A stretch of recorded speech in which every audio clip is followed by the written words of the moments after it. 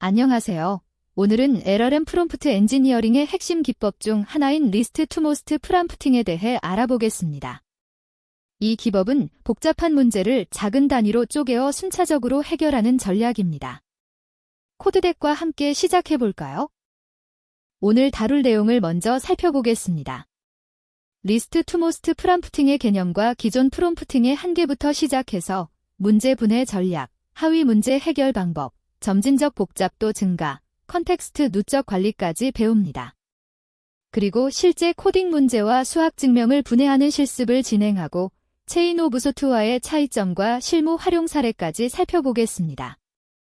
리스트 투 모스트 프롬프팅이란 무엇일까요?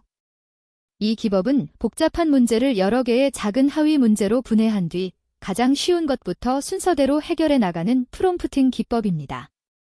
마치 큰 건물을 지을 때 먼저 기초 공사부터 시작하는 것과 같은 원리입니다. 핵심은 세 가지입니다. 첫째, 문제를 작은 단위로 분해합니다. 둘째, 쉬운 것부터 순차적으로 해결합니다. 셋째, 이전 단계의 결과를 다음 단계에서 활용합니다. 이렇게 하면 LLM이 복잡한 추론 과정도 안정적으로 처리할 수 있게 됩니다.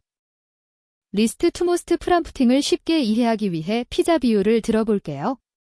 큰 피자를 통째로 먹으려고 하면 힘들지만 한 조각씩 먹으면 쉽죠? 게다가 첫 번째 조각을 먹으면서 이 피자는 좀 짜네라는 정보를 얻고 두 번째 조각을 먹을 때 이를 참고할 수 있습니다. 리스트 투 모스트 프롬프팅도 마찬가지입니다. 문제를 작은 단위로 나누어 접근하고 단계별로 정보를 축적하면서 점진적으로 문제를 해결해 나갑니다. 이 단순한 원리가 복잡한 AI 문제 해결에 큰 효과를 발휘합니다. 그렇다면 기존 프롬프팅 방식은 어떤 한계가 있었을까요? 제로샷 프롬프팅이나 퓨샷 프롬프팅은 문제를 한 번에 해결하려고 시도합니다. 간단한 문제에는 이런 방식이 효과적입니다. 하지만 복잡한 추론이 필요한 경우에는 문제가 발생합니다. LLM의 컨텍스트 윈도우가 꼬이거나 중간 단계를 건너뛰는 실수를 범하죠. 더 큰 문제는 디버깅이 어렵다는 점입니다. 어느 단계에서 잘못되었는지 찾기가 매우 힘듭니다. 바로 이런 문제를 해결하기 위해 리스트 투 모스트 프롬프팅이 등장했습니다. 이제 리스트 투 모스트 프롬프팅의 기본 코드 구조를 살펴보겠습니다. 먼저 리스트 투 모스트 프롬프팅 함수가 복잡한 문제를 인자로 받습니다. 첫 번째 단계에서 디컴포즈 프로블럼 함수를 호출해 문제를 여러 개의 하위 문제로 분해합니다. 이 부분이 핵심입니다. 두 번째 단계에서는 반복문을 돌면서 각 하위 문제를 순차적으로 해결합니다. 중요한 점은 컨텍스트 변수입니다. 이 변수에 이전 해결책을 계속 누적합니다. 각 반복에서 현재 컨텍스트와 문제를 조합해 프롬프트를 만들고 LLM을 호출합니다. 그리고 해결책을 솔루션즈 리스트에 추가하면서 컨텍스트도 업데이트합니다. 마지막으로 모든 하위 문제의 해결책을 반환합니다. 왜 이 방식이 효과적일까요? 세 가지 이유가 있습니다. 첫째, 단계별 추론이 가능해집니다. 각 하위 문제의 해결책이 명확하게 드러나므로 전체 추론 과정을 투명하게 볼 수 있습니다. 둘째, 오류 지점을 쉽게 파악할 수 있습니다. 어떤 단계에서 잘못되었는지 바로 확인할 수 있어 디버깅이 수월합니다. 셋째, 컨텍스트 누적을 활용할 수 있습니다. 이전 단계에서 얻은 정보를 다음 단계에서 활용하므로 복잡한 문제도 안정적으로 해결할 수 있습니다. 문제 분해는 리스트 투 모스트 프롬프팅의 핵심입니다.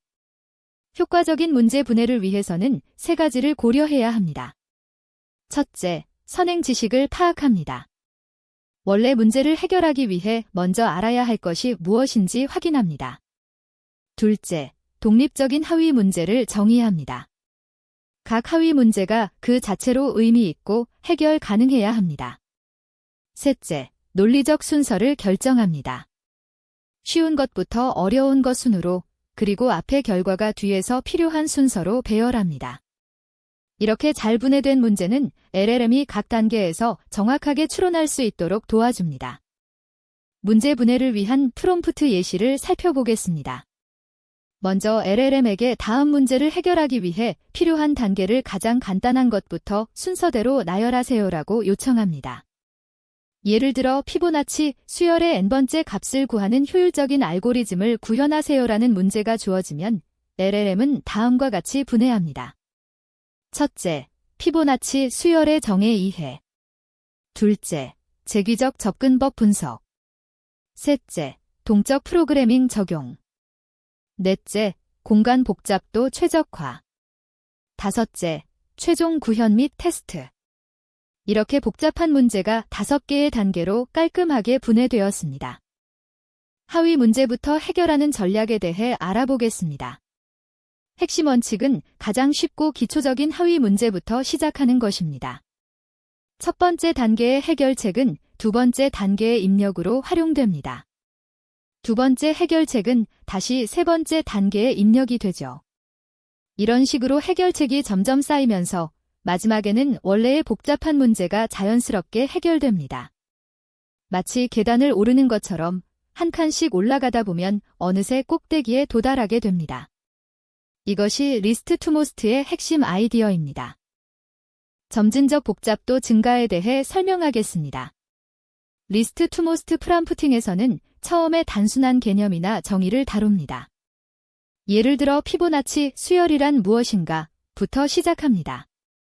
그 다음 점차 복잡한 추론으로 나아갑니다. 재귀적 접근법의 시간 복잡도 분석, 동적 프로그래밍 적용 방법 등으로 확장합니다. 이렇게 복잡도가 점진적으로 증가하면 LLM은 각 단계에서 안정적으로 추론할 수 있습니다.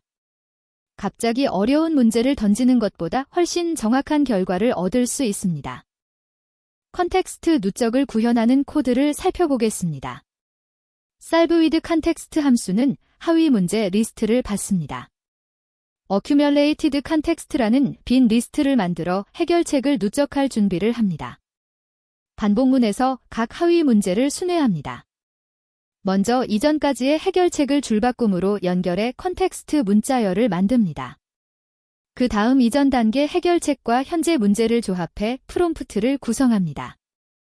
LLM을 호출해 해결책을 얻고 이를 단계 번호, 문제, 해결책 형식으로 accumulated context에 추가합니다. 이렇게 하면 각 단계에서 이전의 모든 해결책을 참조할 수 있게 됩니다. 컨텍스트 누적 관리의 핵심을 정리해 보겠습니다. 가장 중요한 것은 이전 단계의 해결책을 다음 단계의 프롬프트에 포함시키는 것입니다. 이를 통해 정보의 연속성이 유지됩니다. LLM은 앞서 얻은 정보를 기억하고 활용할 수 있습니다. 예를 들어 1단계에서 피보나치 수열의 정의를 알았다면 2단계에서 재귀적 접근법을 분석할 때 이 정의를 참조할 수 있습니다. 이런 컨텍스트 누적 덕분에 복잡한 문제도 단계적으로 해결할 수 있습니다. 이제 실습을 해보겠습니다.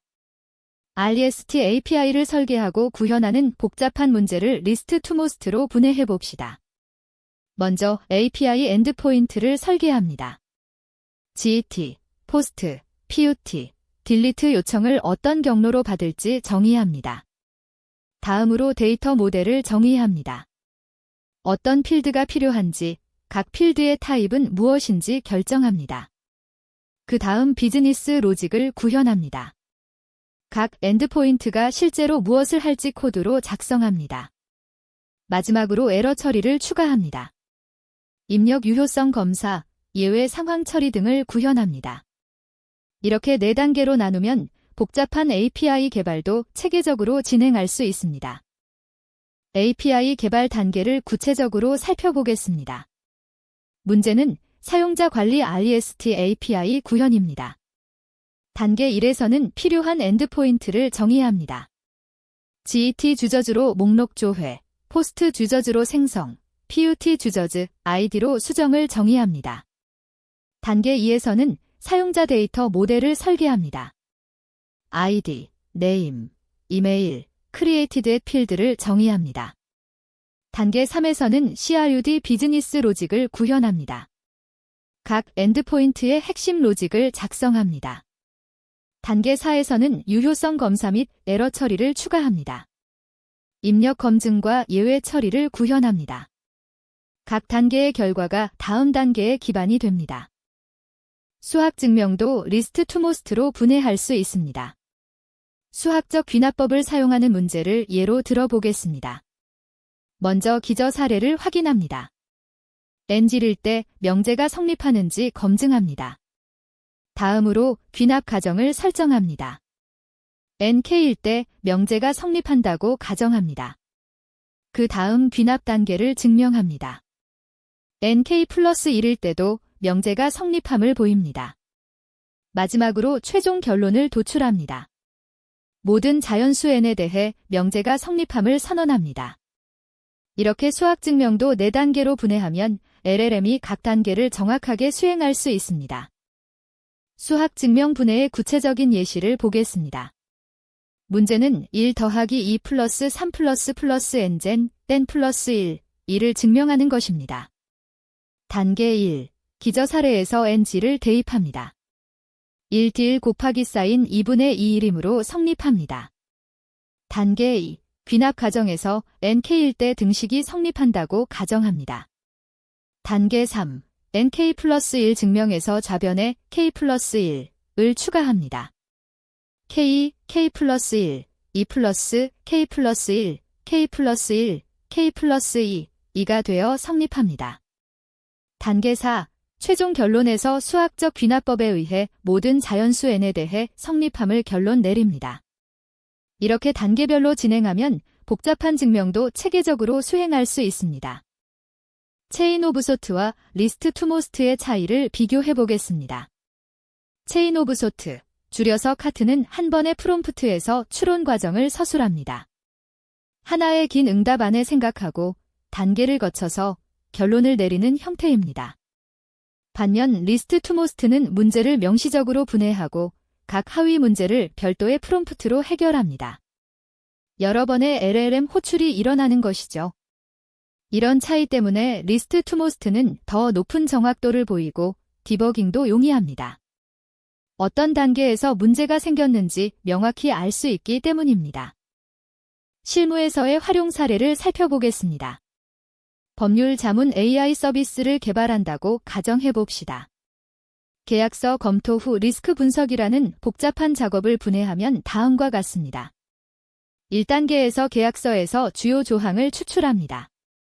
2단계에서 각 조항의 법적 의미를 분석합니다. 3단계에서 잠재적 리스크를 식별합니다. 4단계에서 개선 방안을 제시합니다. 이렇게 단계를 나누면 각 단계의 정확도가 높아지고 전체 결과도 신뢰할 수 있습니다. 특히 법률처럼 정확성이 중요한 분야에서 리스트 투 모스트가 큰 효과를 발휘합니다. 기술 문서 작성에도 리스트 투 모스트를 적용할 수 있습니다. API 문서를 작성하는 작업을 분해해 보겠습니다. 1단계에서 엔드포인트 목록을 정리합니다. 어떤 API가 있는지 전체 그림을 그립니다.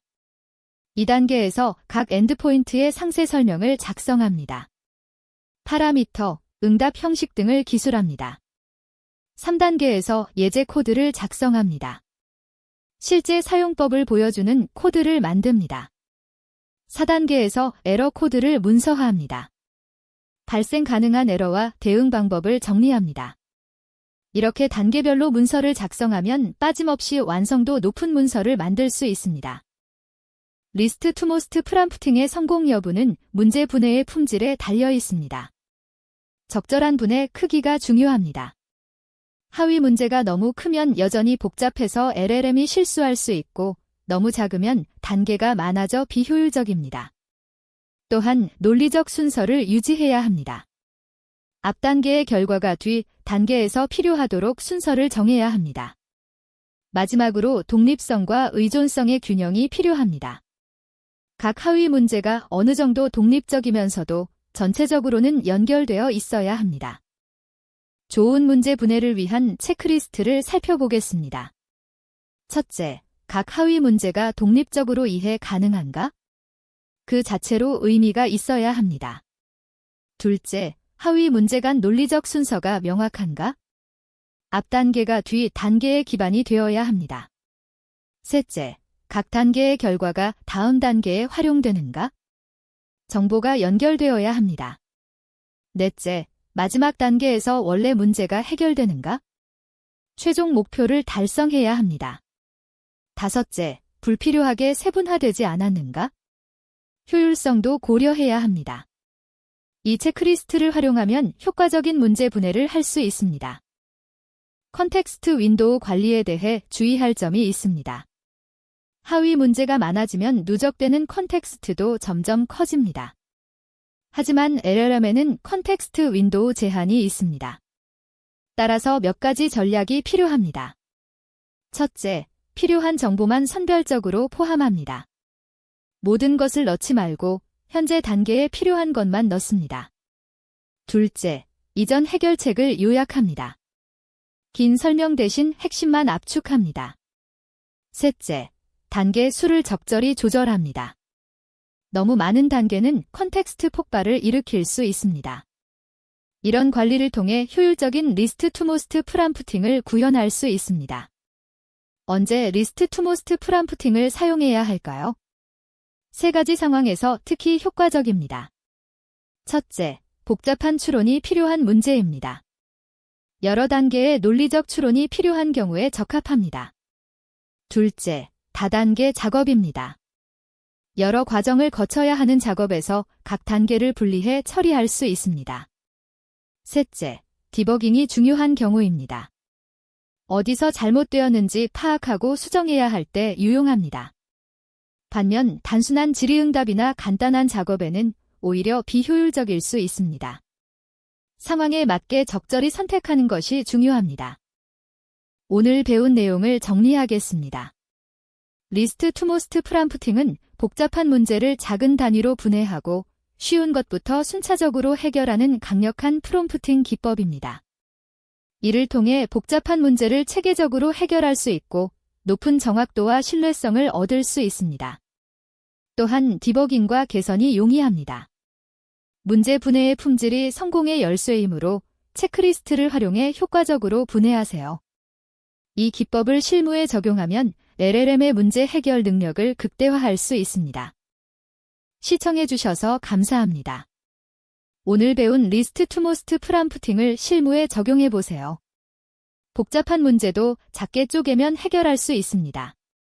코드덱에서 더 많은 AI 프롬프팅 기법을 학습하실 수 있습니다. 구독과 좋아요 부탁드립니다.